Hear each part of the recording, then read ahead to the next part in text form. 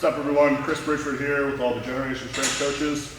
We're in week 2 of our pre-squat series. This week we're going to be covering the hips, arguably the most important part of the squat. Work with me now. It's all in the hips. Yeah, it's all in the hips. So today we're going to cover a few different mobility and stability drills for you to go through prior to squatting that will help you better execute the lift. All right, first thing we're going to go through today, we're going to go through a banded hip distraction, internal and external rotation. This is good for anybody that has hip impingement of any kind, very common, sit a lot, very sedentary people. So let's get right after it. We're going to come over here, and Amber's going to show you what to do here. So you can take this band, you're going to put it right in the hip crease there. You're going to get some tension on it, and what you're doing is you're actually pulling it slightly out of socket here. She's going to take her hand on her knee and slow and controlled, not too fast. We're going to circular here. We're going to go internal and external. We're going to hit the whole thing as this band pulls that socket out a little bit. Again, this is really good for people that have hip impingement of any kind. Very common. We're very sedentary people. This is where you start. All right, so now what we're going to go over is Psoas reach, hip flexor stretch. A lot of people kind of have issues with their psoas, being bound up. So what we're going to go over here with Chris is how to help fix that. So he's going to get into a lunge position here. Big thing here to focus on is what he's going to do with this is he's going to be squeezing his glute, specifically his left glute here, to be pushing forward at the hip. This is going to be linked into his psoas. So as you sit here, push forward, get that nice and hips pushed through. Rotate the hips forward under you. Really good for people who have trouble with anterior pelvic tilt here. To take this up a notch, this dowel that he's got in his hand, what he's going to do now, once you get this first position really well, he's going to take this overhead, and he's slowly going to lean over to his right side. You can already see his face grimacing a little bit, being tight. So doing this, slowly stretching over, holding it for a few seconds, coming back, pushing through again, squeezing that glute, coming over again, a little bit more, holding, back over. Really great way to help. All right, next up on the list, we have the 90-90 rotations. And this is simply for working on internal and external rotation. So what we're going to do is we're going to have Amber get down here. Get down in the 90-90, so that means 90-90.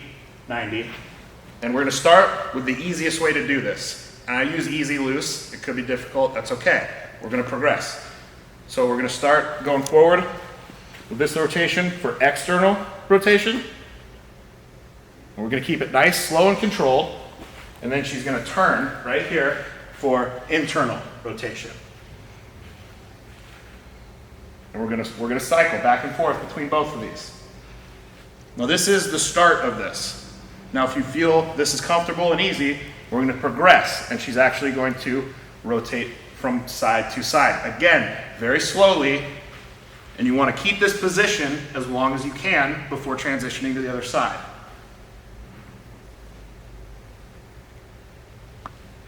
I can't emphasize this enough. Keep it controlled and slow. You're going to end up in the other side of the 90-90. She makes it look easy. It's not that easy.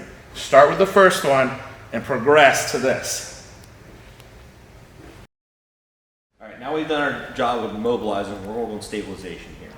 So Amber is going to demonstrate the single leg RDL.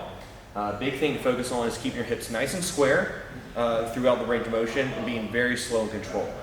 So we're going to use this dowel here to help showing being nice and level.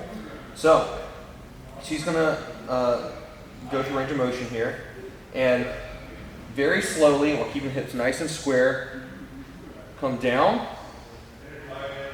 and then slowly coming back up. Now this is also going to work on rooting as well. Not just from the hip all the way down at the foot, because if your foot's not grounded and you're not rooting, what's going to happen is your hips aren't going to be square and you're going to tilt to the side. So right now she's going to go down and show her toe coming up, not being rooted well, and you'll see the bar moves. It's not level anymore, which is not what you want. You be everything nice and level, very stable, grabbing the floor with, again, the 3 points of contact of your heel, big toe, and little toe there. Nice and slow and controlled, nice and level, and stabilizing very well. The single leg got already out. All right, so next thing we're going to demonstrate is going to be the Bulgarian split squat. Now there's two different variations we're going to do with this.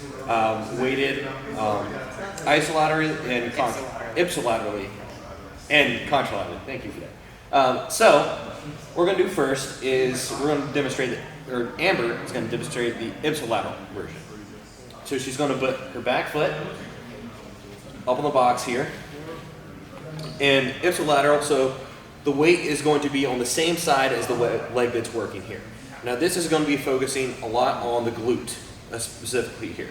Now before she does this, big thing people tend to do that's wrong is have an anterior pelvic tilt here. So what you're going to really want to do is focus on bringing your hips in front of you and not tilting your hips back. So weight in the same hand, going down, coming up, nice and slow, controlled here. And again, keeping the pelvis under you instead of roll backwards. This is going to be very glute focused here and stability. So next thing, for the other contralateral, it's going to be very adductor focused here. So if you have some weak adductors, this would be a very good movement to try out. Same thing here. Nice, slow and controlled. Keeping the pelvis under you, just like so. All right, give this a try. All right, continuing on with some stabilization here. We're gonna go over the last one down here, hip airplanes. This is a little more of an advanced movement, but you know what? That's what we're here for, teach you things. So Chris, let's start this. So what you're gonna do is you're gonna get in, first of all, let's just explain it real quick. It's an airplane, an airplane is like that. So that's the position we're getting into. Right here. Now the purpose of this is to take the hip through its full range of motion.